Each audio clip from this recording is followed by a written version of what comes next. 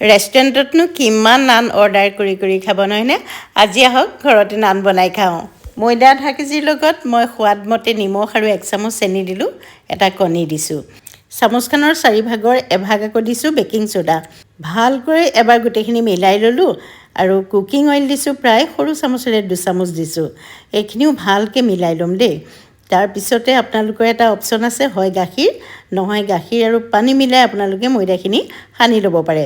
মই পিছে অলপ গাখীৰ দিছোঁ আৰু বাকীখিনি পানী দি মঠিম। প্ৰায় আধা কাপমান গাখীৰ দিছোঁ। বাকীখিনি পানীৰে মই অকণমান কোমলকৈ এয়া মিশ্ৰণটো বনাই ল'লোঁ। চাওক, এতিয়া আকৌ অকণমান তেল সানি পেলাই আধা ঘণ্টামান ঢাকি ৰাখিম। আধা ঘণ্টা হৈ গ'ল। মই এয়া মিশ্ৰণটো উলিয়াই পেলাই এটা গোলা কৰি ল'লোঁ। ৰুটিখনতকৈ অকণমান ডাঙৰ কৰিছোঁ। মই পিছে হাতেৰে মেলিছোঁ, অভেল চাইজত মেলি ল'লোঁ। কেইটামান কালজিৰা দিলোঁ। এইটো আকৌ বাটাৰ গাৰ্লিক নান হ'ব, সেইকাৰণে নহৰু কেইফুটামান মিহি মিহিকৈ কুটি দিলোঁ। ধনিয়া লগাই পেলাই আকৌ অকণমান সমান কৰি ল'লোঁ। এতিয়া লুটিয়াই পেলাই মই উল্টা ছাইডত পানী লগাই ল'লোঁ। মই টাৱাত বনাম বাবে তিতা ছাইডটো টাৱা এখন গৰম কৰি লগাই দিলোঁ।